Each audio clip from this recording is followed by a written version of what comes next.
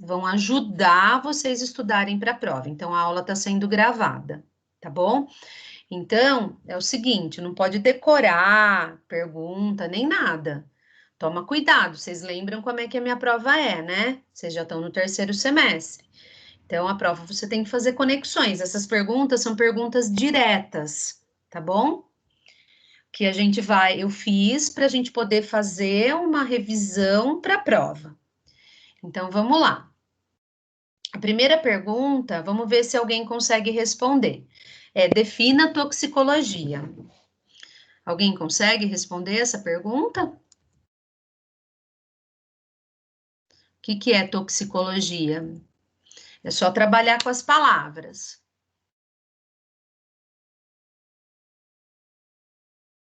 Nossa, que ódio. Professora, Oi. a toxicologia ela seria o estudo dos efeitos que determinadas substâncias químicas elas podem causar no organismo. Sim, a toxicologia, ela não estuda só o efeito, mas é o estudo das substâncias tóxicas, né? Mas daí você complementa e os efeitos que essas substâncias tóxicas fazem no organismo. E daí tá certíssimo, né? Ó, logia, ai que ódio.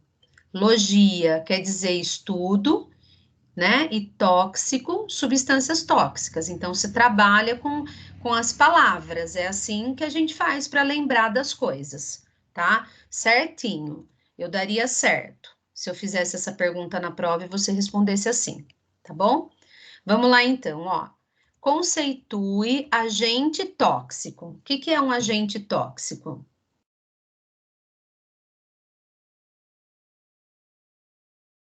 Quem me ajuda?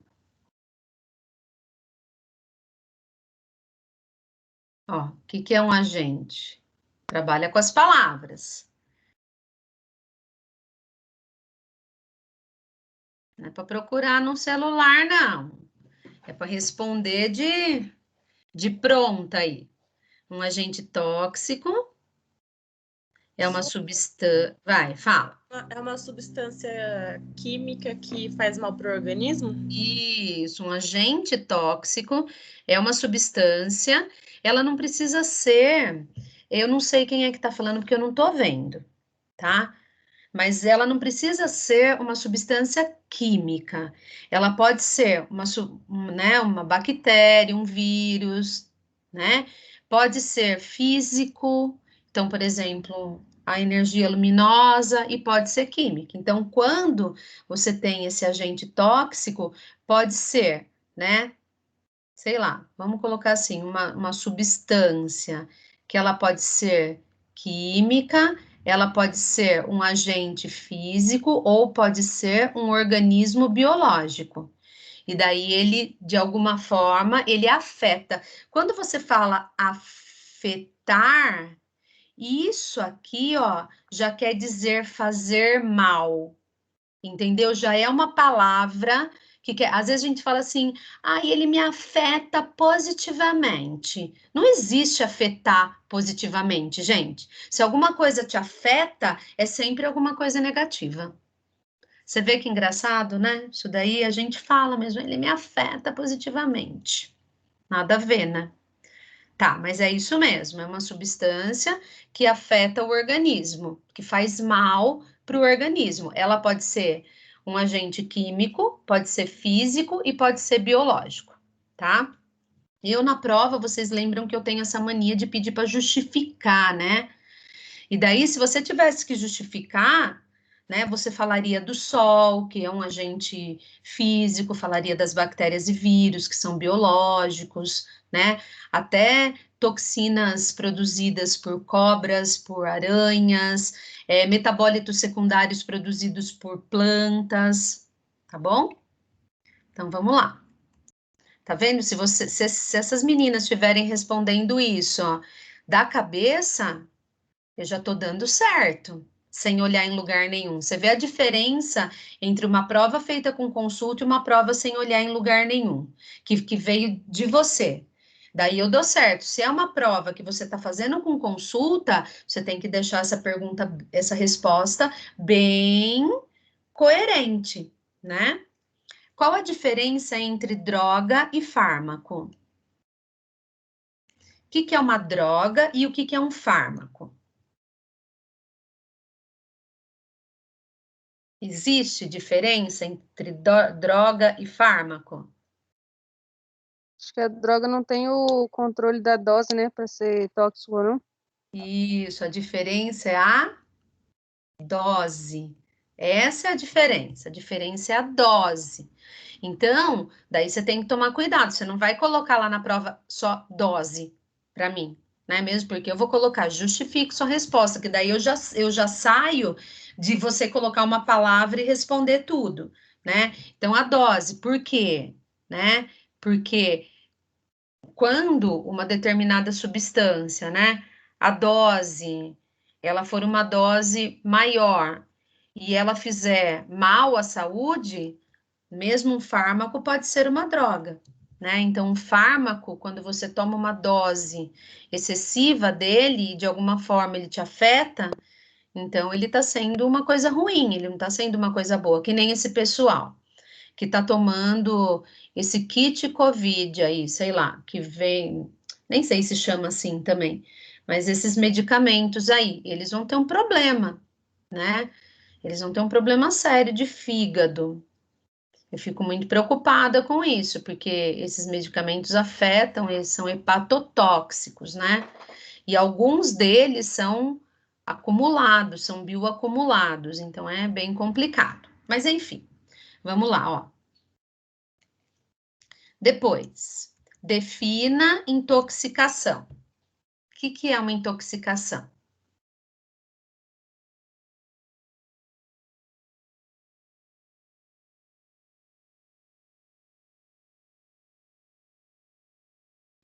A intoxicação. Opa, pode falar. Não, pode responder, que eu já Sabe- respondi. Eu gosto, assim, que a gente sabe o que é uma intoxicação, né? Todo mundo sabe o que é uma intoxicação, mas e para falar, né, o que é? Não é estranho? Pode falar. É quando algum ser vivo ingere uma substância tóxica. Tá, ele ingeriu a substância tóxica, daí a substância tóxica causou intoxicação. Como que sabe que causou intoxicação? Porque tem alguma reação. Isso, então, quando a gente fala de intoxicação, a intoxicação, na verdade, são sinais e sintomas, né? Eu estou colocando aqui de uma forma bem simples, eu estou colocando, na verdade, as palavras-chaves. Quando a gente memoriza alguma coisa, a gente tem que memorizar as palavras-chaves. E depois, com essas palavras-chaves, a gente forma uma frase completa, entendeu? Porque daí a gente sozinho, no nosso cantinho, né, dentro da nossa cabeça, daí a gente vai formando a frase toda. Então, na verdade, a intoxicação é quando você entra em contato com uma determinada substância e ela te afeta de alguma forma, produzindo sinais e sintomas. E daí você sabe que você está intoxicado. Então, você pode ter, né, uma brotoeja na pele, né? Você pode ter um câncer de pele, você pode ter vômito, diarreia, dores de cabeça. Tudo isso são sinais e sintomas de que você pode estar com uma intoxicação. A intoxicação, ela pode ser uma intoxicação de dois tipos. Lembram disso? Vamos já recordar isso daqui também. Então, a gente tem aquela intoxicação que é aguda e aquela intoxicação que é crônica, né? O que é uma intoxicação aguda e o que é uma intoxicação crônica? Qual é a principal diferença entre essas duas intoxicações? Seria o período da manifestação dos sintomas, né? Exatamente. A aguda, olha que bonito que ia ficar essa resposta, né? O período de aparecimento dos sintomas, vírgula. A aguda, você vê? Resposta bonita. Aguda, que tipo de intoxicação que é essa? Em relação ao período em que ela aparece. Horas, dias. Então, a aguda, o período de aparecimento desses sinais e sintomas, ele é um aparecimento mais rápido, né? Então, os sinais e sintomas, né? Eles aparecem rapidamente, não é isso? Posso colocar assim? Algumas horas ou até uns dias, né? Depende de cada organismo. Uma vez, por exemplo, eu comi um frango. Eu fui almoçar num desses almoços beneficentes e daí eles serviram frango. Eu comi, mas eu não como muito. Naquela época eu comia menos carne ainda. Agora até como mais. Eu comi uns pedacinhos. Eu só sei que na minha casa, minha mãe passou mal, meu pai passou mal, minha irmã, e eu não passei mal. Fui passar mal no outro dia, que todo mundo já estava melhorando, daí que eu comecei com vômito e diarreia, 24 horas depois, tá? E a crônica, ele tem sinais e sintomas tardios, né? Pode ser daqui 20 anos, não é isso? Porque você vai tendo um acúmulo, né, daquela substância no seu organismo. Geralmente a crônica, ela acontece com substâncias que são bioacumulativas, né? Que você vai tendo uma exposição aos pouquinhos. Então, vocês que nem um câncer de pele, você se expôs quando era criança, você se expõe um pouquinho a cada dia, e daqui 20 anos ele aparece no seu corpo, né? Isso acontece com, por exemplo, aqueles agrotóxicos que são neurotóxicos, que eles vão te afetando aos pouquinhos. Eu não sei se vocês se lembram, eu cheguei a passar para vocês assistirem O Veneno Vai à Mesa? O Veneno Está na Mesa? Aquele documentário. Vocês chegaram a assistir, me fazer uma resenha daquilo? Sim ou não? Não, Sora. Não, que pena. Eu vou passar para vocês assistirem depois. Tem tudo a ver com toxicologia, ele tem a ver com solo, porque ele fala de agricultura. Mas lá ele mostra uma moça de 30 e poucos anos, que ela, desde pequenininha, trabalhava com os pais na lavoura. Daí ela começou a ter problema neurológico com 30 anos de idade. Com 32 anos de idade, ela já quase não andava mais. Então, ele foi afetando, né, o agrotóxico foi afetando o sistema nervoso dela aos poucos, né, e daí apareceu em algum momento ali da vida dela, tá? Professora, Oi. mas também não tem a questão de que a intoxicação pode ser dose dependente, Oi? dependendo da quantidade? A intoxicação também não pode ser dose dependente para ser aguda ou crônica? Depende da quantidade de toxicante que você... Sim, pode sim.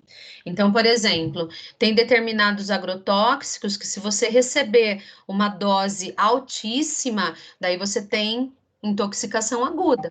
É que geralmente, por exemplo, quando você entra em contato com agrotóxico, a gente, né, entra em doses pequenas, porque a gente entra na alimentação da gente, né, alguma coisa que vem da agricultura pelo ar. Agora, o agricultor que faz o manejo desse agrotóxico, ele pode ter uma intoxicação aguda quando ele, né, recebe uma dose muito grande através, sei lá, do sistema respiratório, tá bom?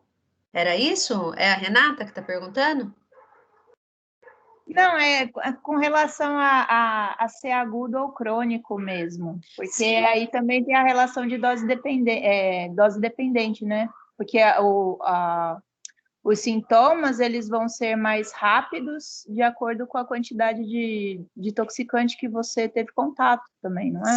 Sim, Sim, exatamente. É isso mesmo, né? E daí, de acordo com a dose que você teve contato, se os sinais e os sintomas, eles aparecerem rapidamente, a gente, então, classifica como uma intoxicação aguda, né? E dependendo da dose que o indivíduo recebe, né? Se esses sintomas, eles forem sintomas tardios, então, a gente classifica como uma crônica. É isso mesmo, depende, tudo vai depender da dose, né? Você tem determinado toxicante que pode causar uma intoxicação aguda e crônica, entendeu? Então, dependendo da dose que a pessoa recebe, num determinado momento pode ser aguda, mas ela pode ter sinais e sintomas também mais para frente, crônica. Tudo bem?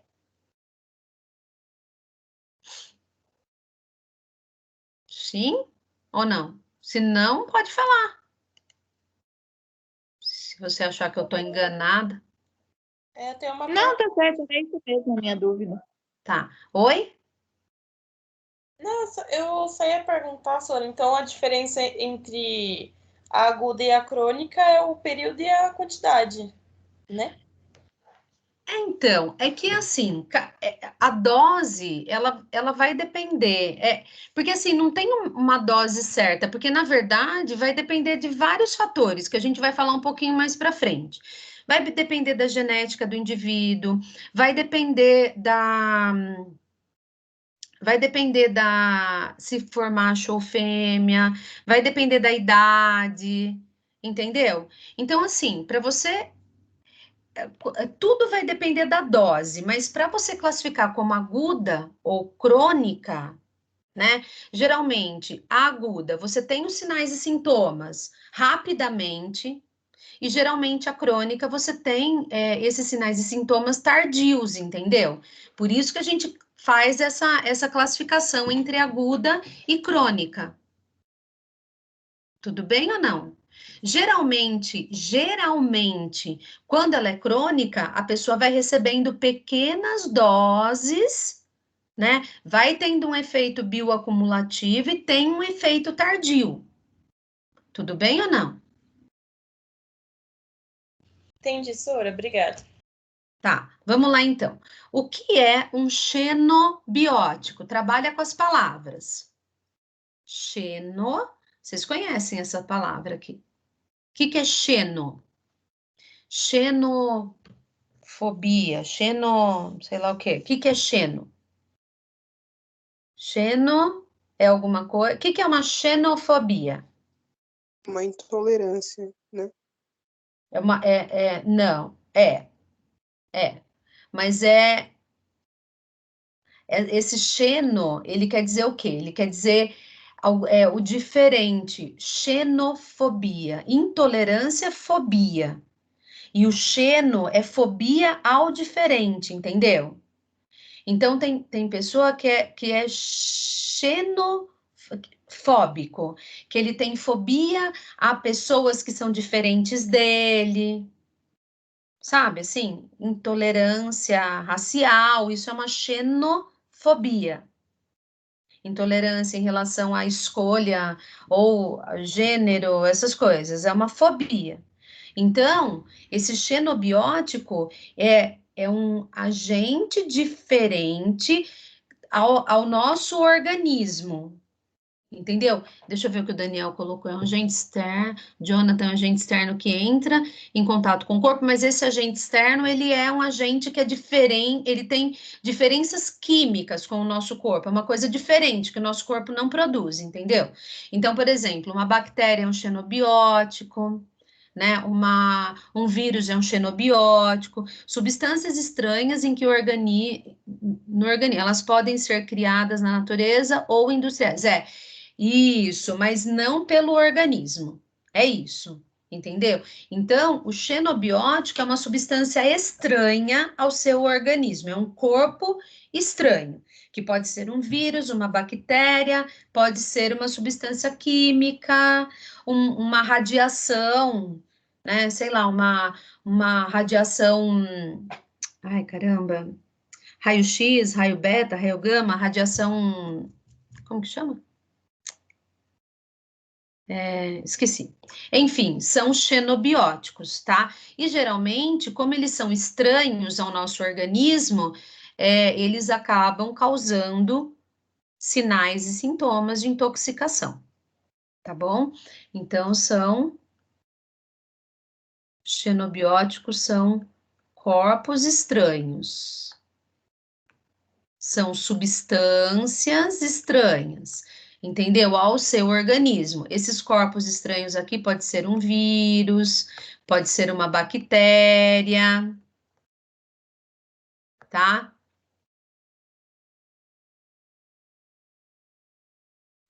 Então, o Jonathan, os xenobióticos, eles não são criados pelo organismo. Eles são substâncias que vêm de fora, são substâncias exógenas, entendeu? Porque assim, você pode produzir uma substância que te faça mal. Então, assim, você pode produzir bastante adrenalina, entendeu? E daí essa adrenalina, ela pode te fazer mal em excesso. O xenobiótico, ele, na verdade, ele não é a mesma coisa que agente tóxico, porque o agente tóxico você pode ter o endógeno ou o exógeno. O xenobiótico é um agente estranho, que ele entra no seu organismo, e o seu organismo não fabrica. Entendeu? No caso do agente tóxico, não. O agente tóxico, você pode fabricar um agente tóxico. Você pode fabricar um hormônio em excesso e ele ser tóxico para o seu organismo. Ele causar intoxicação. Tudo bem, Isabela? Estou tentando ler tudo. Sim ou não? Então, assim, na prova, eu não vou ficar perguntando o que é, mas o xenobiótico vai estar escrito na questão, entendeu? Então, você tem que saber. A adrenalina em excesso, ela acaba sendo um agente tóxico endógeno, entendeu? Que você fabricou, tá? Então, vamos lá. O 7. Conceitue cada uma das fases de intoxicação. Fase de exposição. Vamos lá. Fase de exposição. Conceitua, tenta lembrar. Lembra pelo nome dessa fase. Tá vendo? E depois você já vai. Depois seria legal, sabe o que você fazer? Você pegar de novo esse questionário e completar essas questões com as suas apostilas, deixar elas bem bacana, dar uma lida, escrever com a sua própria palavra, né? Procurar onde que tá isso na apostila, tá? Porque vocês vão poder usar a apostila. Então vamos lá. Conceitua a fase de exposição. Isso. Vamos colocar vamos colocar uma palavra-chave, tá? Então, ó, a fase de exposição é quando entra em contato. Então, você entrou em contato através da sua pele, do seu sistema respiratório, do seu sistema digestório, é quando você entra em contato, né? Então, esse agente tóxico, ele ainda está no ar, ele ainda está na água, ele ainda está no solo, e você está entrando em contato com ele. E daí, a fase que vem depois, que é essa fase de toxicocinética, ela é uma fase que depende do tempo de exposição, né? Ela depende do tempo de exposição. Se o tempo de exposição for muito pequeno, depende do tempo de exposição. Se o tempo de exposição ele for muito pequeno, às vezes nem acontece essa segunda fase, entendeu? tá? Vai depender de cada agente tóxico, tá bom? Então, vamos lá. Essa fase de toxicocinética é a fase em que ocorre o quê? Ocorre a entrada, então você está exposto, daí ocorre a entrada desse agente no seu corpo, né? Então, ocorre a entrada desse agente no corpo. Essa entrada é chamada de absorção, né? Depois que você absorveu, esse agente vai ser distribuído. A gente tá na aula 7, a gente falou da distribuição, que é quando o agente tóxico chega no órgão-alvo. Lá no órgão-alvo, né, esse agente, ele vai ser transformado, que é a biotransformação. E depois da biotransformação, ele vai ser o quê? Ele vai ser excretado, que é a excreção. Então, a toxicocinética, né, a gente fala de tudo isso, tá certo? Agora, e a toxicodinâmica?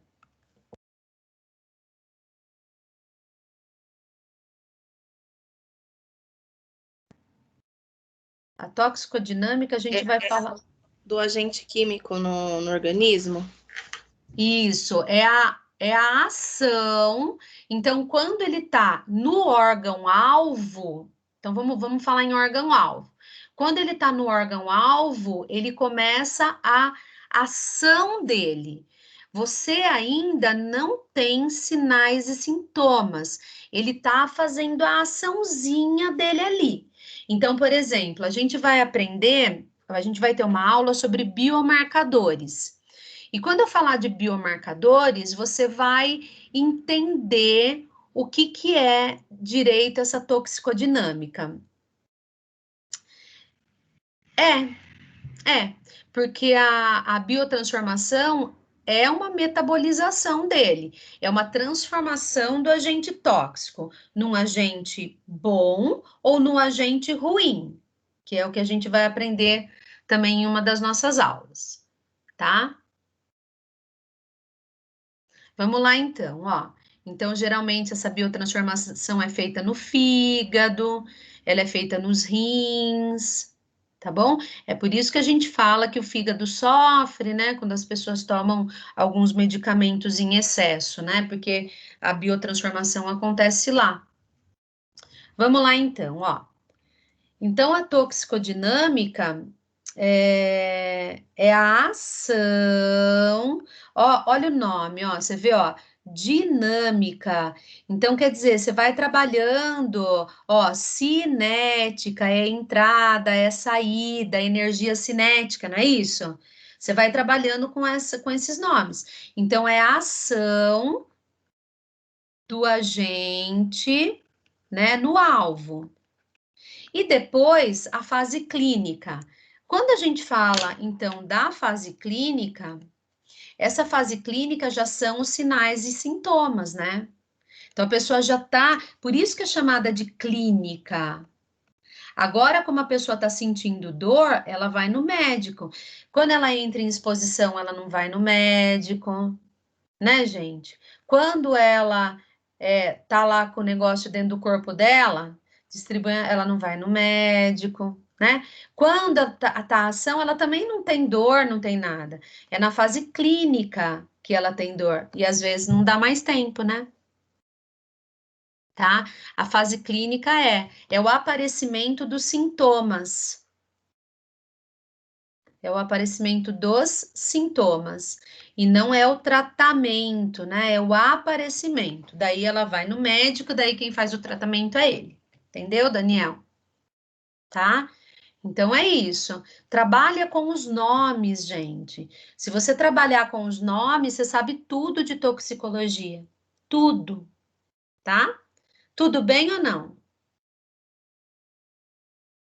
Sim? Sim.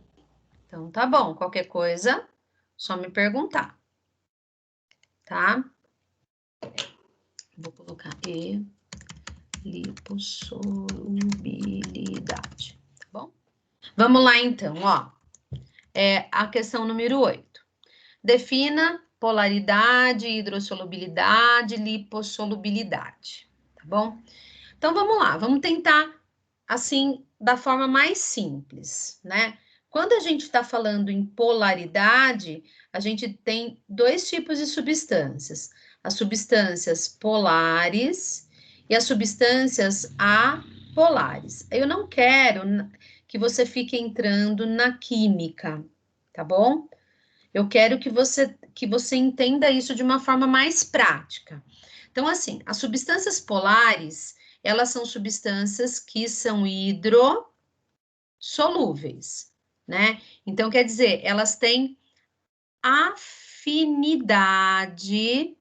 não é isso? Pela água. Polar, quando você tem uma substância que é polar, ela só se liga em outra substância que também é polar. Polar só se liga em substância polar. Então, por exemplo, o sal de cozinha, ele é polar. Então, por isso que ele tem afinidade com a água, que também é polar. Tá? A gente podia entrar na parte química, tudo, mas eu não vou entrar, não. Não entrei nenhuma vez e não vou entrar nisso daqui também. Tá bom? Isso daqui vocês viram lá em química, viram que isso daqui não é uma coisa muito fácil de entender. É fácil de entender, mas a química complica, tá bom? E a gente não vai precisar disso agora. Deixa eu só ir com esse negócio lá para baixo. Peraí. Nossa, eu não sei por que ele faz isso. Inferno. Tá, pronto.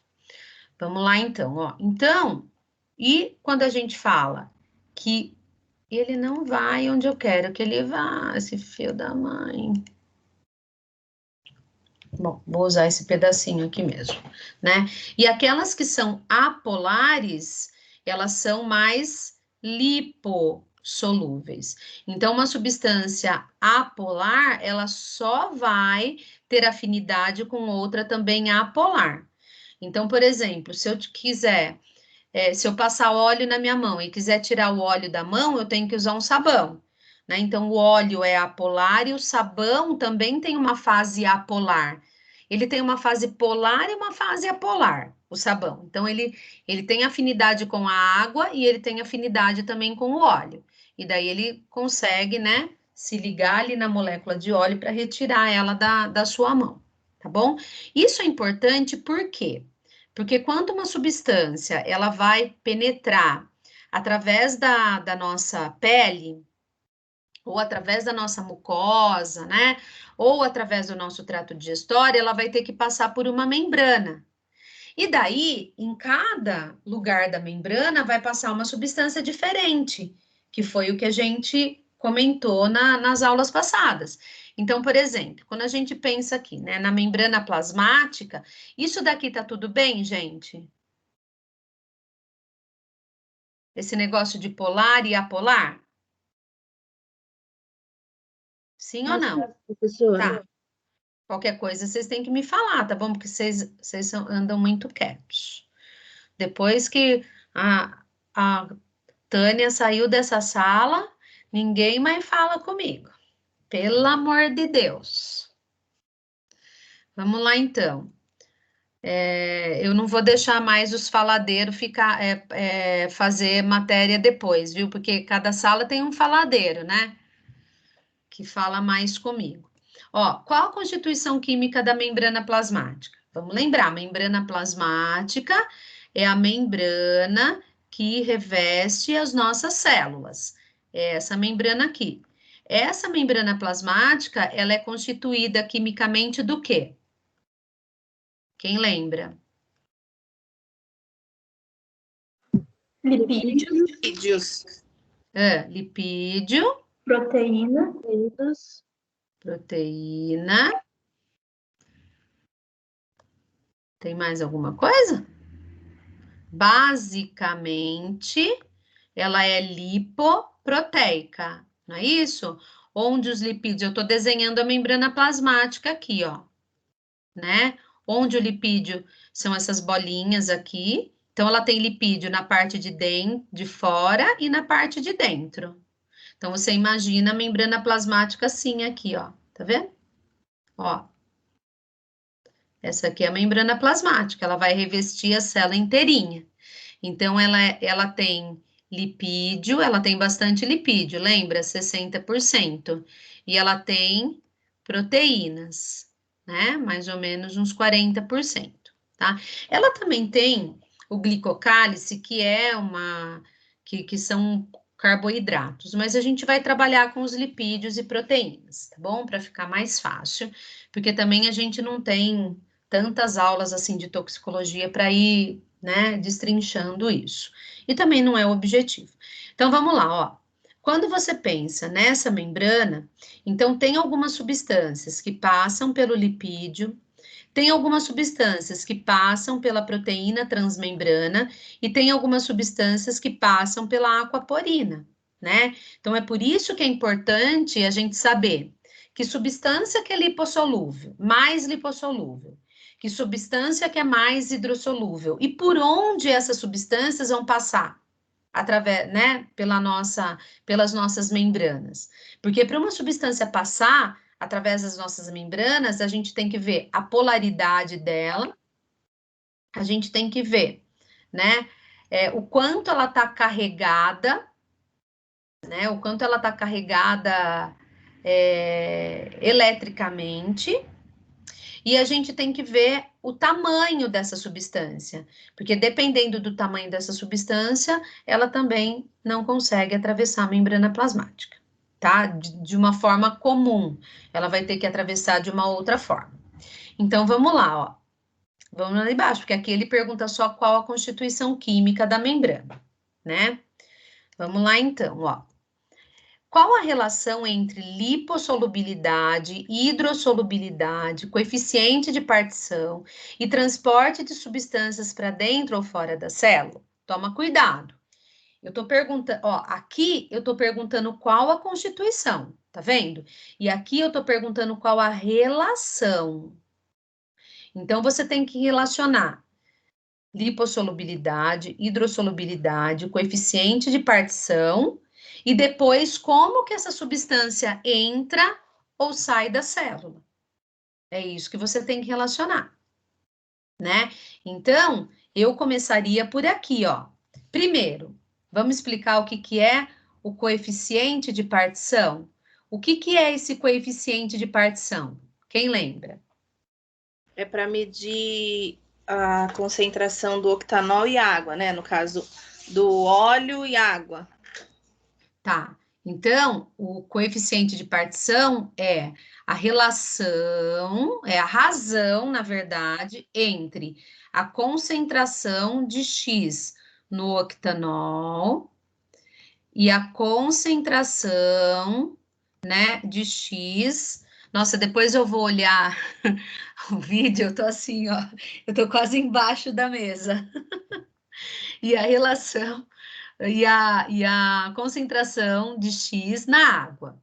Só que o coeficiente de partição, ele mede o quê? Ele mede o quanto, não é isso? Uma substância é hidrossolúvel ou lipossolúvel. É isso que ele vai medir. Não é isso? A tendência. Ele mede a tendência. Porque o que a gente sabe, dependendo se ela for mais hidrossolúvel ou mais lipossolúvel, ela vai ter uma tendência maior de passar pela membrana plasmática ou ficar retida para fora da membrana. Você concorda comigo? Deixa eu desligar esse WhatsApp.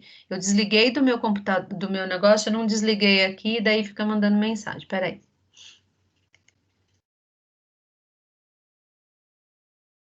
Tá, desliguei. Agora vai parar esse barulho. Vamos lá, então, ó. Então, ele pede para você fazer essa relação. Então, vamos lá. Ó, a relação é assim, ó. Quanto maior for o coeficiente, mais lipossolúvel. Você concorda comigo? Que quando a gente faz o coeficiente de partição, se ele for maior do que 1, ele é mais lipo. Se ele for menor do que 1, ele é mais hidro. Vocês lembram disso? Estão lembrando ou não? Gente, se vocês não estiverem lembrando as coisas, nós estamos numa revisão. Qual é o papel da revisão? É revisar. Então, me pergunta e eu falo, tá bom? Tudo bem? Professora, Oi. a senhora tinha dado uma questão bem semelhante na primeira atividade. A senhora passou uma questão bem semelhante a essa na nossa primeira atividade.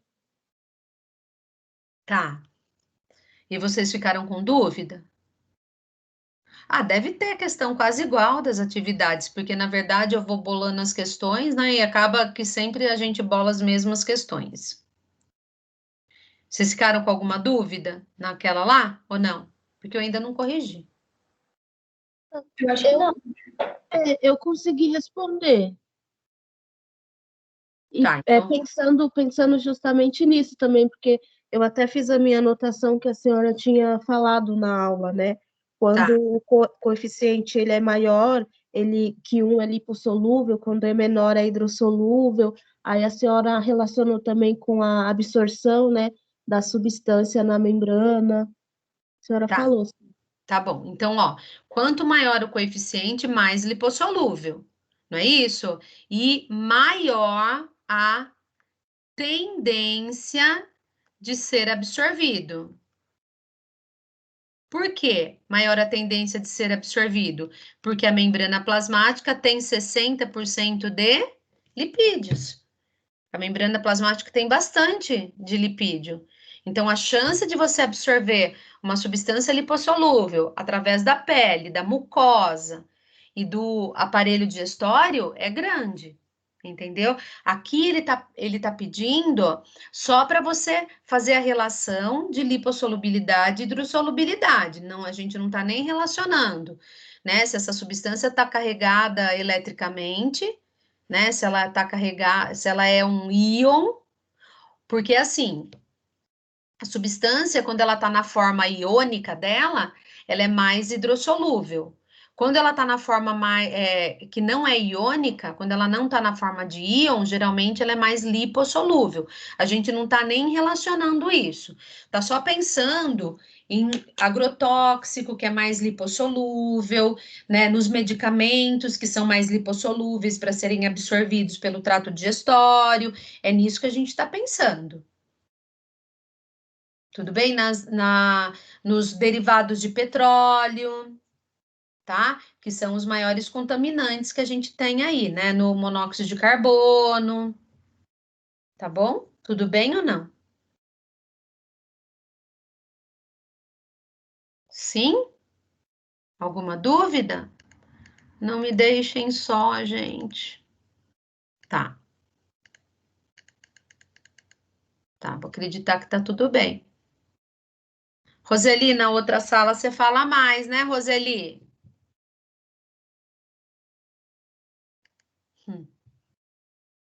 Aí tá quieta, né?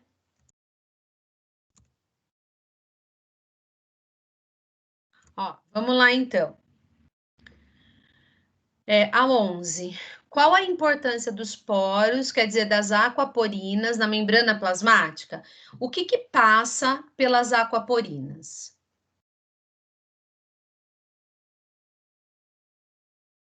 O que passa pelas aquaporinas? Passa dois tipos. Vai, pode falar. As proteínas pequenas? Não. Pelas aquaporinas passa água, tá? As aquaporinas, elas são proteínas que têm o poro no meio, que tem o furo no meio para passagem de água. E essa água, ela passa por osmose, tá? Então, a água sempre vai passar de um meio. Então, assim, ela sempre passa de um meio que tem mais água pura para um meio que tem menos água pura. Como assim, professora? É assim, ó. Quando você tem, por exemplo, aqui, ó. Você tem aqui um recipiente, aqui você tem uma membrana. Faz de conta que essa membrana aqui é a membrana plasmática, tá? Desse lado aqui, a bolinha grande representa a água, tá? E a bolinha pequena, amarela, representa uma substância solúvel em água. Quer dizer, aqui, ó, a água não tá pura. Você concorda? Do outro lado, eu tenho a água, mas eu não tenho essa outra substância. Então, quer dizer, desse lado aqui, ó, eu tenho água pura, que não tá ligada em ninguém. E desse lado aqui, eu tenho, sei lá, água mais sal. Tá vendo? Tem algumas águas puras aqui, mas a quantidade é menor. Então, quando acontece osmose, a osmose sempre vai de um lugar que tem mais água pura para um lugar que tem menos água pura. Porque daí essa água aqui que tá pura, ela vai servir para dissolver o resto do sal que tem aqui dentro do outro recipiente. Então, então, se a gente fosse, a gente poderia até falar de uma outra maneira, né? A osmose, ela sempre vai de um local, né? A água, é sempre a água. É sempre a água que passa pela membrana na porina, nesse caso. Ela sempre vai de um local, que é um local menos concentrado de sais, um local que tem menos sais, para um local que tem mais sais. Tá vendo? Se você olhar no desenho, você vê. Aqui não tem sais. Então, a água passa para o local que tem sais. É o que acontece, por exemplo, quando a gente bebe água salgada. Quando a gente bebe água salgada, ao invés da gente absorver a água, a gente perde água. Porque a água que está dentro da nossa célula sai para ir se encontrar com a água salgada que você bebeu. Entendeu? Que fica, na verdade, entre as células. Tá certo? Então, daí você desidrata. Tá? Então, é isso que é osmose. Então, a aquaporina serve para essa passagem de água, para dentro ou para fora da célula, depende da concentração de sais que tiver em um dos lados, tá? E a aquaporina também, ela transporta substâncias muito pequenas, solúveis em água, mas muito pequena, muito. Então, a substância tem, sei lá, substâncias aí de 8 angstrom, que são muito pequenas. Se for no rim, a aquaporina do rim é um pouquinho maior. Então, ela pode transportar substâncias um pouco maiores, tá? Substâncias solúveis na água. Então, a aquaporina serve para isso, tá? Tudo bem ou não? Então, uma substância hidrossolúvel muito pequenininha, dissolvida na água, é transportada pela aquaporina. E a aquaporina também transporta só água, de dentro para fora e de fora para dentro. Tudo bem? Sim ou não? Sim, substâncias hidrossolúveis, Jonathan. Até aqui tudo bem? Tudo isso, o enunciado do problema vai estar te falando, ele vai estar te dando um problema para você resolver, entendeu? Só que você tem que ter conhecimento para poder resolver. Porque se você deixar para ler as coisas na hora, daí na hora você não consegue juntar o Lé com o Cré. Tá bom? Tudo bem ou não? Dúvida? Nenhuma? Posso passar?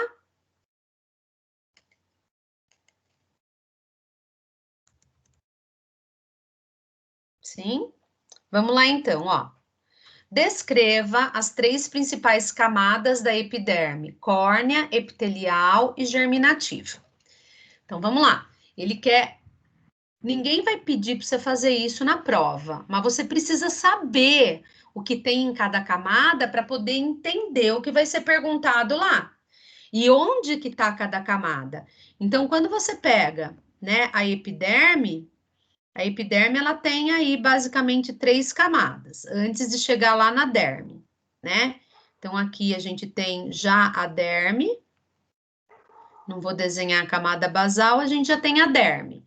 A derme, ela é diferente dessas 3 camadas aqui, que na verdade são camadas da epiderme. Vamos lembrar uma coisa, antes da a gente descrever? Quando a gente fala da epiderme, a epiderme tem algumas características que são importantes lembrar. Vocês lembram quais são essas características da epiderme? Que ela é pluristratificada, não tem, tem vasos sanguíneos. Não tem vasos sanguíneos, nem terminações nervosas, é isso? Isso, não tem terminações nervosas. Então, isso é uma coisa importante, né? É uma proteção da epiderme. Como ela é um tecido protetor, o fato de não ter vaso, você não vai entrar em contato com toxicante e já absorver. O fato de não ter terminações nervosas também. E ela é pluriestratificada. Não é isso? E daí, ó, é isso que é pluri. Primeiro extrato, segundo extrato, terceiro extrato. Agora sim, quais são as camadas da epiderme? Agora que vem isso que você falou, Jonathan. Ó, primeira camada, a camada córnea, tá? Essa camada córnea, ela é formada pelo quê? Células vivas ou mortas? Camada córnea, essa primeira camada da sua pele, é formada por célula viva ou morta? Células mortas. Células mortas. O que que ela tem? O Jonathan falou lá, né? Ela tem queratina. A queratina é o quê? Quem lembra? É uma proteína que faz o quê? A queratina. Tem um nome para dar para essa proteína. Não é proteína, Sora? Ela é uma proteína, mas é uma proteína permeabilizante, professor. Isso, é uma proteína impermeabilizante. Então, ela é impermeável. Então, quer dizer, quando a gente entra em contato com o ambiente, substâncias hidrossolúveis não atravessam a queratina. Ela é, Jonathan, protetora, porque ela é impermeabilizante, mas substâncias lipossolúveis têm a capacidade de penetrar pela queratina. E lembro que você tinha comentado no dia que ela está em maior concentração nos cotovelos, nos joelhos e nos pés, né? Exatamente, né? Que são regiões que a gente precisa de maior proteção, porque a gente está em contato maior com o ambiente, tá bom? Daí, a gente tem a camada epitelial. Então, essa camada córnea é a primeira. A segunda camada é a camada epitelial. Essa camada epitelial, ela é uma camada que tem células vivas, não é isso? E ela tem, basicamente, ela tem mais tipos de células, mas eu vou falar só sobre essas duas, que são de maior importância, porque são células de proteção, tá? Ela tem fibroblasto, que produz colágeno, produz elastina, tá bom? Mas não é esse o foco. O nosso foco não é falar sobre isso, tá bom? Então, vamos lá. Ela tem 2 tipos de células que são importantes, né? Ela tem os melanócitos, né? Que são as células produtoras do quê? De melanina. A melanina, ela é importante também para toxicologia. Por quê? Porque ela protege, é uma proteína que protege dos raios ultravioletas do sol. Então, a melanina é super importante, tá? Você sabe que a gente tem 2 tipos de raios ultravioletas, né? O UVA e o UVB, eles são diferentes. O UVA, ele penetra mais fundo na sua célula, e o UVB, ele é mais superficial. Então, assim, qual é O raio ultravioleta que tem a capacidade de penetrar lá na sua célula e poder alterar DNA, é o UVA, né? O UVB geralmente é aquele que estimula o melanócito a produzir melanina e você fica moreno ou fica vermelhinho, entendeu? Mas o UVA é ele que penetra mais fundo. Então, assim, quando o dia tá nublado e a gente vai pra praia, fala, ah, tá nublado, eu não preciso passar protetor solar, é aí que você precisa, porque você tem uma incidência maior de UVA do que UVB em dias nublados, daí tem que tomar cuidado, né? E quando você vai escolher um protetor solar, é importante que você escolha UVA+, porque daí você tem uma proteção solar a mais na sua pele, tá? Quem quer evitar o envelhecimento precoce, o câncer de pele, né? A destruição aí dos fibroblastos que produzem, né, o colágeno, a elastina. É por isso que pessoas que tomam muito sol envelhecem mais rapidamente, por conta dessa profundidade que esse raio solar penetra, destruindo essas células que produzem colágeno, elastina e tal. Tudo bem? Eu não aguento, né? Se eu não falar, não aguento. O UVA é o seguinte, ele é uma radiação que ela penetra mais profundamente na sua pele, entendeu? E quando o dia está nublado, chega mais UVA do que UVB, entendeu ou não? As nuvens, elas conseguem barrar uma parte do UVB, mas não conseguem barrar o UVA. Tudo bem, Jonathan? E ó, deixa eu falar uma coisa para vocês, viu? Essa luz aqui que a gente usa, ela tem também os raios ultravioletas. Vamos lá então, ó. Então e tem os e essa camada epitelial, ela tem os queratócitos, né? Esses queratócitos são eles que produzem queratina, tá? Bom, e daí tem a última camada. A última camada, que é a camada 3, é a camada germinativa. Nessa camada germinativa, a gente tem o quê? A gente tem células embrionárias. Então, é essa camada germinativa que vai dar origem à camada epitelial. Então, ela produz, né? Ela que produz o melanócito. Então, ela tem. Quando você fala que é uma célula embrionária, ela é uma célula que ainda está indiferenciada. E daí ela vai se dividindo e se diferencia em melanócito, queratócito, os fibrócitos e assim por diante, tá? E é nessa camada aqui, então, que as células são produzidas e a cicatrização. Sempre que você se cortar, a cicatrização sempre vem de dentro para fora, tá bom? Então, essas são as camadas. Então, por exemplo, um toxicante. Você tem aqui a sua pele. Você tem o agente tóxico. Aqui, para ele poder passar, ele vai ter que passar pela camada córnea, ele vai ter que passar pela camada epitelial, ele vai ter que passar pela camada germinativa, vai ter que passar pela camada basal, até chegar onde? Até chegar na derme. Porque é lá na derme que estão quem? Os vasos sanguíneos, porque todo toxicante, o objetivo dele é atingir o vaso sanguíneo, porque quem vai levar o toxicante para todas as partes do corpo é o sangue. Quem transporta esse toxicante até o órgão-alvo é o sangue, tá? Tudo bem ou não? Sim? Alguma dúvida? Ó, ainda tem tudo isso, hein? Alguma dúvida? Tá tudo certo? Querem fazer alguma pergunta? Ou tô falando sozinha? Me largaram aqui falando sozinha e vão assistir depois. Depois não dá tempo de assistir, quero só ver. Tá. Ainda estamos aqui. Tá lavando louça, né? Não, o feijão tá cozinhando, mas eu tô assistindo a aula. Tô ouvindo o feijão cozinhar. Vamos lá então, ó. Nossa, professor, eu tô lavando a louça mesmo aqui.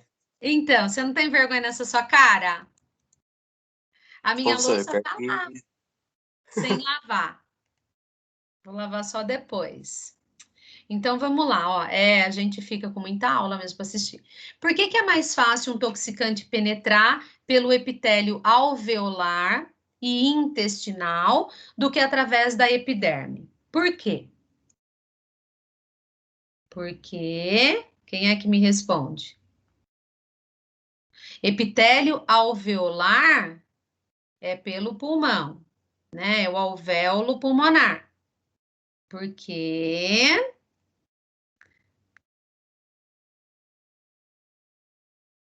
Isso, Jonathan.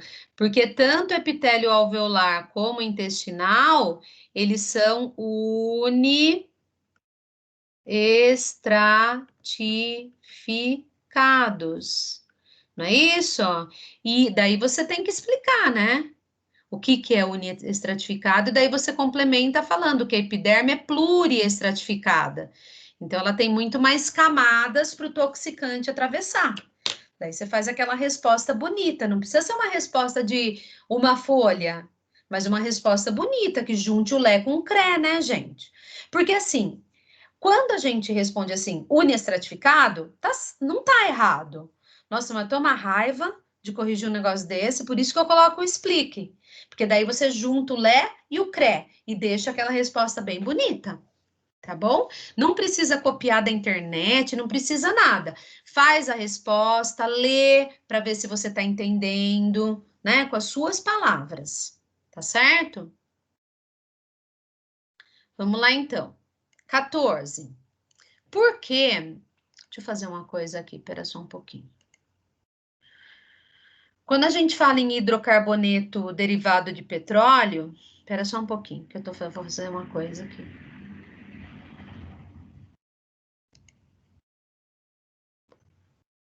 Antes que eu não consiga mais fazer. Tá, pronto. Pronto, nada, né? Que vai travando. Você vai querendo fazer uma coisa, ele trava. Ó, por que os hidrocarbonetos derivados de petróleo, hidrocarbonetos, álcoois, ésteres, éteres, aminas, são substâncias que têm facilidade de serem absorvidas por via cutânea? Por que que você acha que essa substância é fácil de ser absorvida por via cutânea? Primeiro, ele está falando que ela é absorvida por via cutânea. Por que que ela pode ser absorvida por via cutânea? Deixa eu colocar lá que ele saiu o negócio. Peraí. Pronto. O que que vocês acham?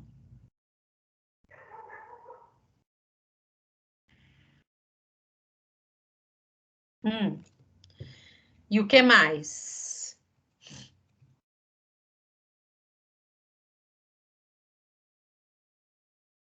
Eu sei o que que você pensou. Você pensou assim, ó, que eu falei para vocês o seguinte: para uma substância ser absorvida, peraí que ele está pensando. Para uma substância ser absorvida, ela sempre é absorvida de um local que tem maior concentração para um local que tem menor concentração, mas não é por isso. Ela vai ser absorvida também por isso. Mas por que que ela é mais facilmente absorvida por via cutânea? Isso, ó, porque elas são lipossolúveis, né? Se elas são lipossolúveis, fica mais fácil de elas serem absorvidas por via cutânea, porque você tem ali uma quantidade grande de lipídio. Aliás, pelas mucosas, é mais fácil ser absorvido substâncias lipossolúveis do que hidrossolúveis, mas daí, por que que ela... Agora, a pergunta é o seguinte, quando você tem uma substância na sua pele, por que que ela é absorvida? Daí, tá vendo que é outro tipo de pergunta. Porque ela sempre é absorvida de um local que tem maior concentração daquela substância para um local que tem menor concentração daquela substância. Porque a maioria das substâncias que são absorvidas pela pele são absorvidas por transporte passivo, por difusão simples, tá? Tudo bem até aqui ou não? Então, vamos lá. Agora a gente está entrando em trato, acho que é respiratório. Qual a relação entre o tamanho, a hidrossolubilidade entre partículas e gases na absorção de substâncias nas vias respiratórias? Então, ele quer saber tamanho e hidrossolubilidade. Pode ser de um gás, pode ser de uma partícula. Então, vamos pensar. Ó, vamos começar pensando. Partículas grandes, né? Partículas maiores do que 1 micron ficam retidas nos pelos. Então, elas ficam retidas na primeira porção do nosso trato respiratório. E partículas, vocês lembram disso? Lembram ou não?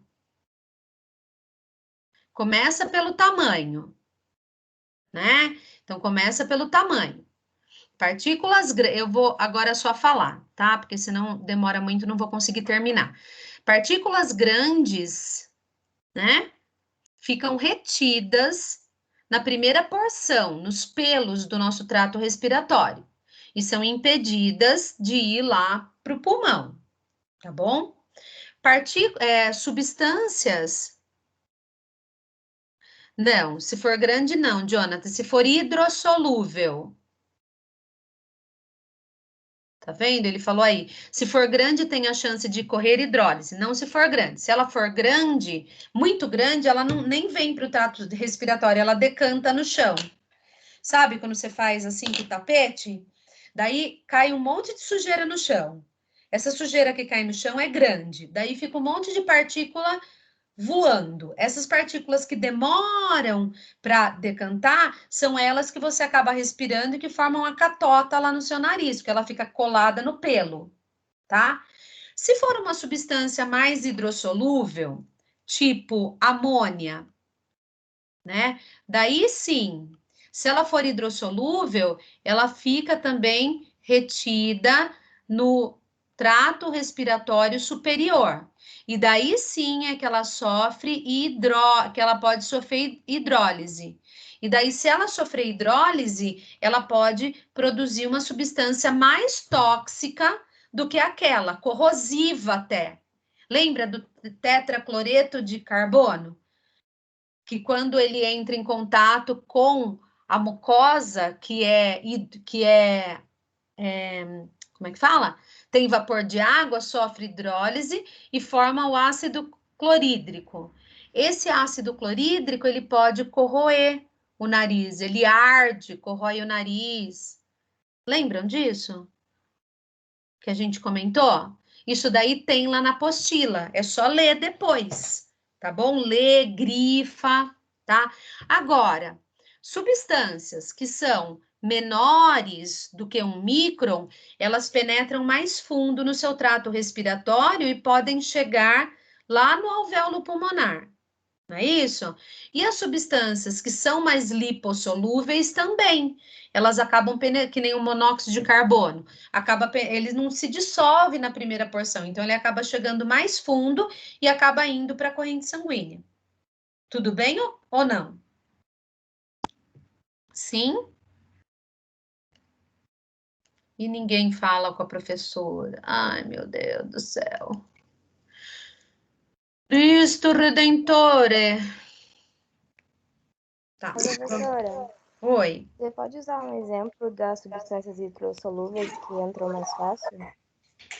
Por exemplo, o monóxido de carbono, o CO, né? Ele é um gás, ele não sofre hidrólise ali na primeira porção, e daí ele vai pro alvéolo, né? Lá no alvéolo, ele passa através da membrana, né, para a corrente sanguínea. Tá? Benzeno. O benzeno também. O benzeno vem da gasolina, né? O tolueno. São substâncias que não sofrem hidrólise, são mais lipossolúveis. Então, elas têm uma tendência a penetrar mais fundo até chegar no alvéolo pulmonar. E daí vão para a corrente sanguínea e causam N problemas. Tá bom? Tudo bem ou não? Tudo bem, professora. Obrigada. Tá. Beatriz? Ah, foi a Beatriz que perguntou qual gás? Eu que falei, foi a Sofia que falou, mas a Beatriz perguntou no chat. É a mesma pergunta? Ah, tá. Ó, esse CO é o monóxido de carbono, né? E daí, lembra que tudo isso tá na apostila, nas apostilas, tá bom? Depois, né, eu não lembro, apesar que tá gravado também, mas às vezes a gravação vai mais devagar do que ler, né, gente? Às vezes a gente lê rapidinho e grifa as coisas, do que ficar ouvindo tudo de novo a aula. Depois, ó, 16. Descreva como o monóxido de carbono interfere no processo respiratório, tá? Então, vamos lá. O monóxido de carbono, ele se une com quem? Se une com a hemoglobina, né? Qual a função da hemoglobina? A hemoglobina é uma proteína e a função dela é levar o oxigênio até a célula. Só que quando você inspira monóxido de carbono, ele entra na hemoglobina no lugar do oxigênio. Daí, quando a hemoglobina ela chega na célula, ela está sem oxigênio. Entendeu? Porque ele não se desliga da hemoglobina, fica circulando. Então, faz de conta que a minha mão não sei se vocês estão me vendo, mas a minha mão é a hemoglobina e o apontador é o monóxido de carbono. Daí eu colei aqui. Daí eu vou levar até a célula. Quando eu levo até a célula, eu não deixo ele lá, ele não desgruda. Então, quer dizer, a hemoglobina ela fica inviável para o oxigênio. Chega uma hora que a sua corrente sanguínea não tem mais oxigênio, só tem monóxido de carbono ligado na hemoglobina. Daí a célula morre por asfixia. Entendeu? A célula morre por falta de oxigênio, por conta que a hemoglobina está ligada no monóxido de carbono e não no oxigênio.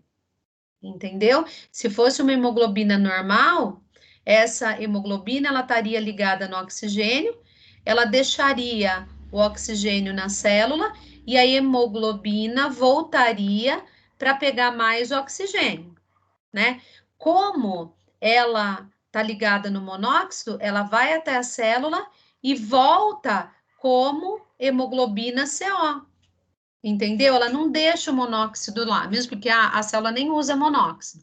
Então, a célula morre por asfixia. O que é essa asfixia? É lá da respiração celular. Lembra que o oxigênio, ele é utilizado na respiração celular? Sem oxigênio, a célula produz muito pouco ATP, né?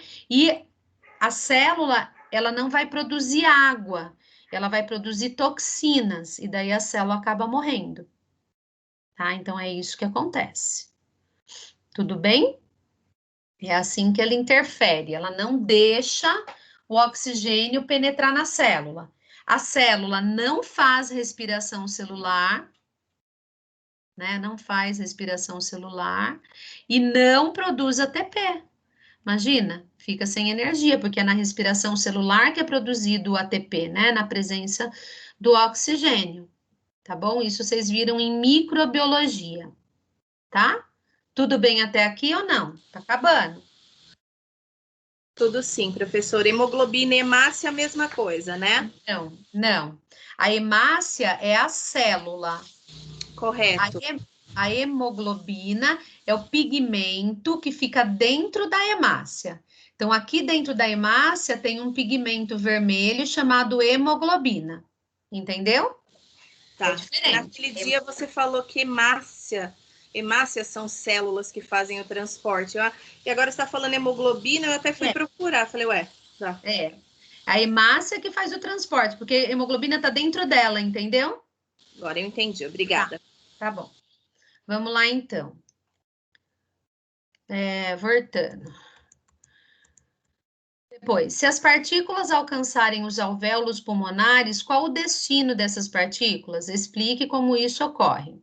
Então, vamos lá. Essas partículas, quando elas alcançam o alvéolo pulmonar, elas têm dois destinos. Se essas partículas forem gases, né, o destino dessas partículas é o sangue, tá? E é por difusão, que foi o que o Jonathan falou, do meio mais concentrado para o meio menos concentrado. Então, quer dizer, o pulmão está mais concentrado do gás, desses gases, então ele vai atravessar a parede do alvéolo pulmonar, vai para a corrente sanguínea por difusão. do meio mais concentrado para o meio menos concentrado, tá? Ou se não, se for uma partícula mesmo, lembra, por exemplo, que eu expliquei para vocês da sílica? Lembram disso?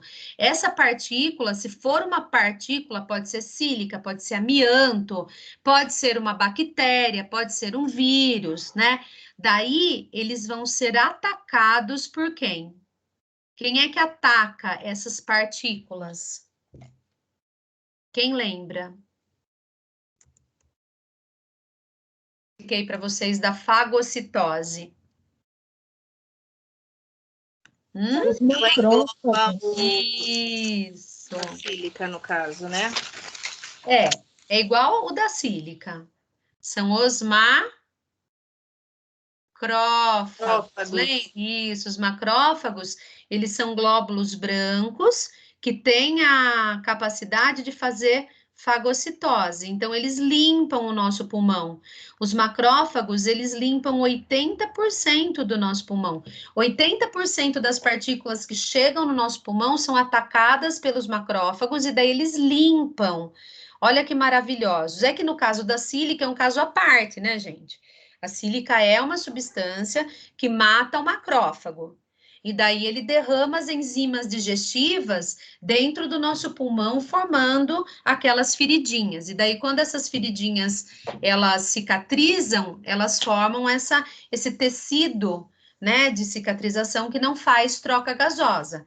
Daí a pessoa fica com deficiência respiratória, tá bom?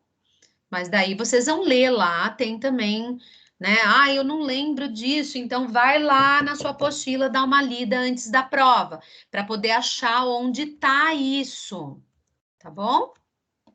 Ó, senão a gente não termina. Como as substâncias absorvidas chegam até os nossos órgãos-alvo?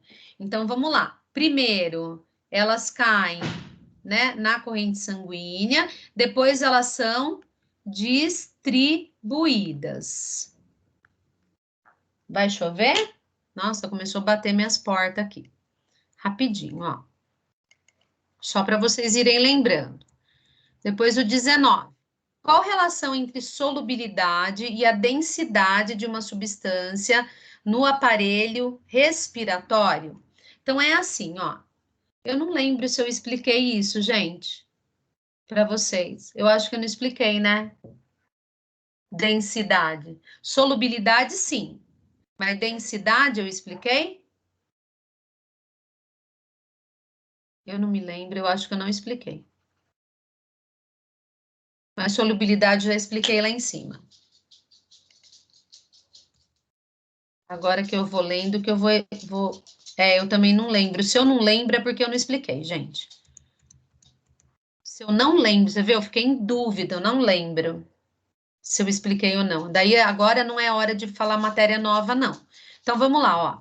No aparelho digestório, onde as substâncias são absorvidas com maior facilidade? Por quê? Quem lembra? No digestório.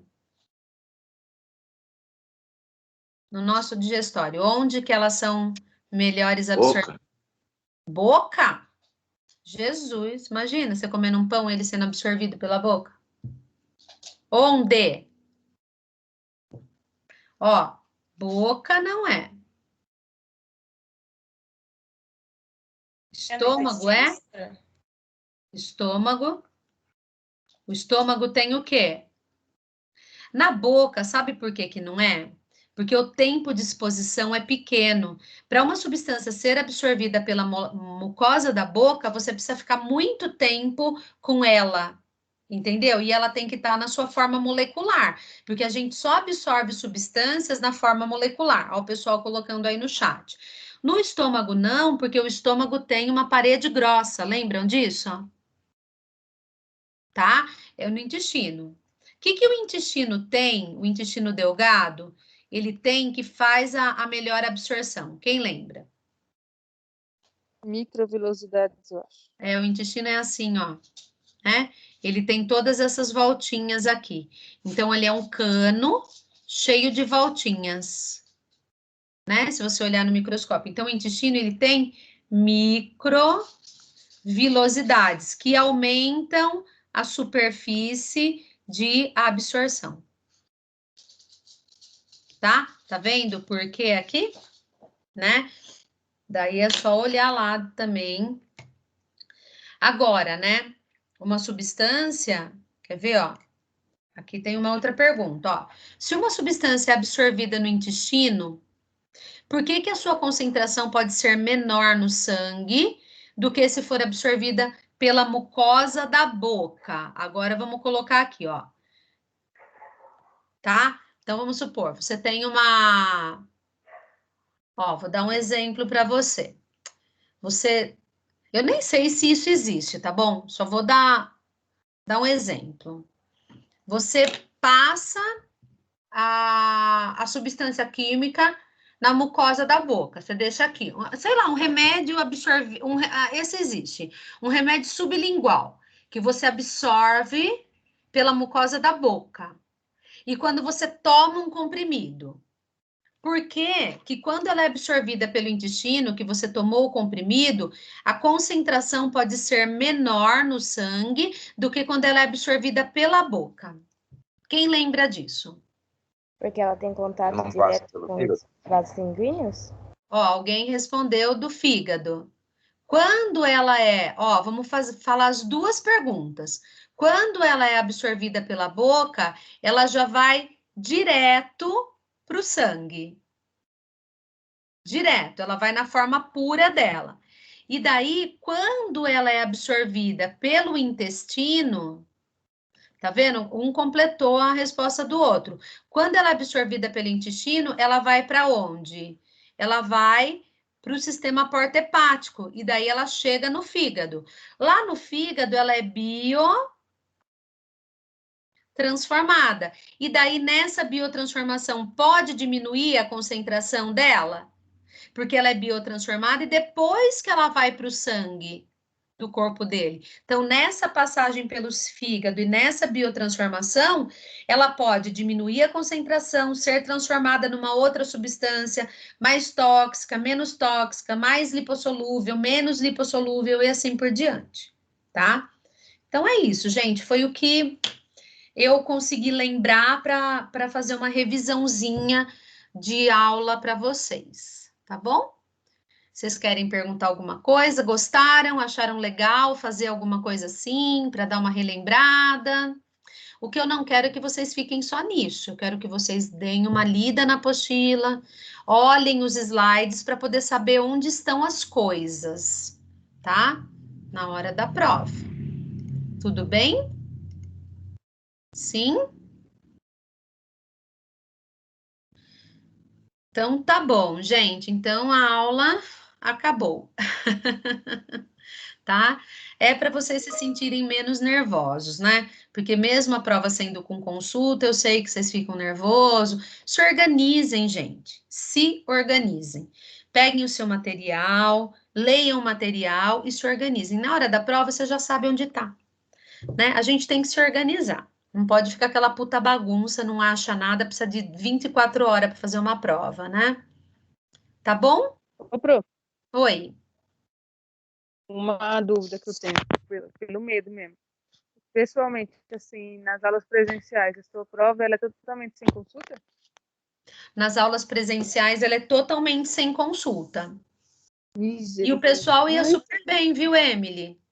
O pessoal não ia mal. O pessoal, às vezes, vai pior numa prova com consulta, porque fica inseguro, porque não estuda tanto.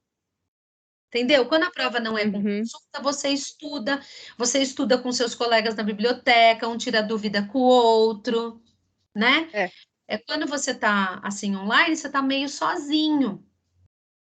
Sei lá. E desorganizado. Eu acho que é mais ou menos duas coisas. Tipo, online é mais difícil focar, só que você tem mais tempo em casa e aí você fica com aquele monte de coisa à sua disposição.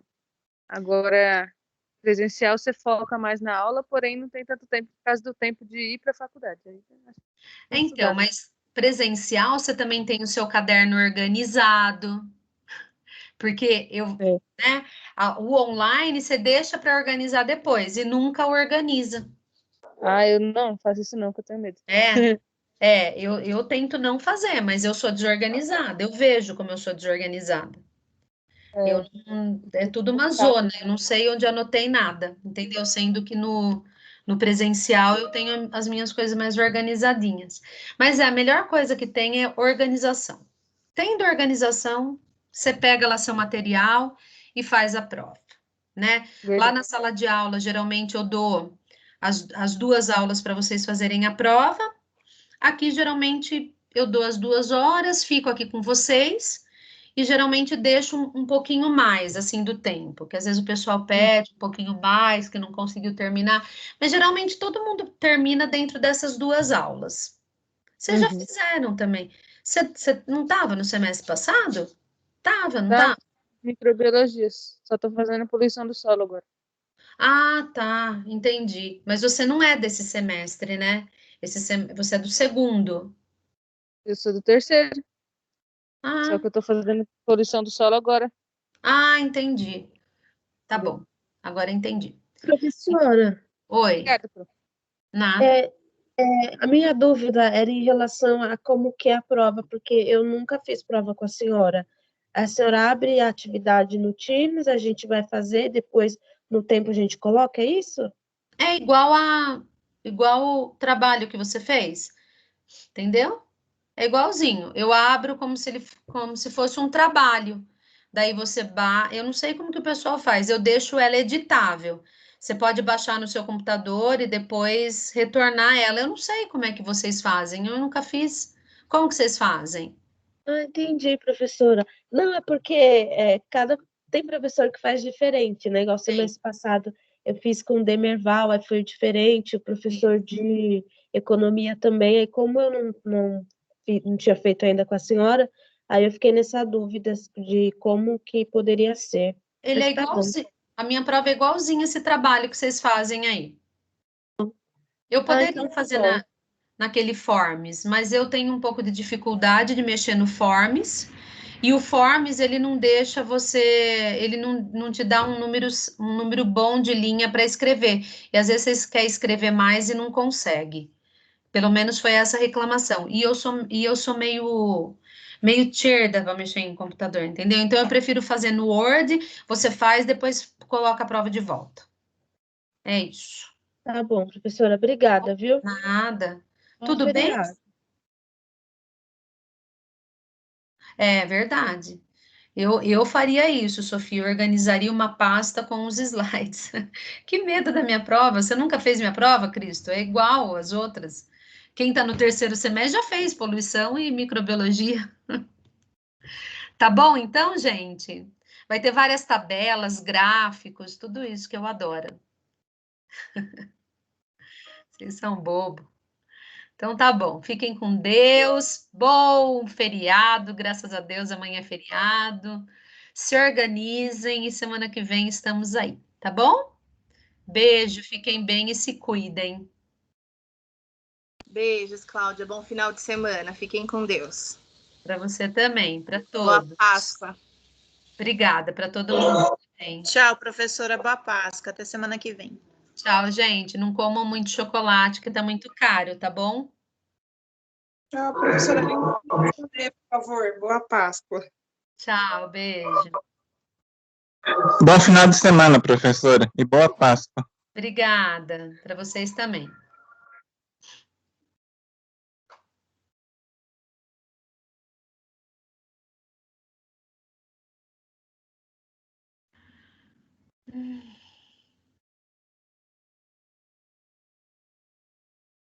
Opa, esqueci de parar de gravar.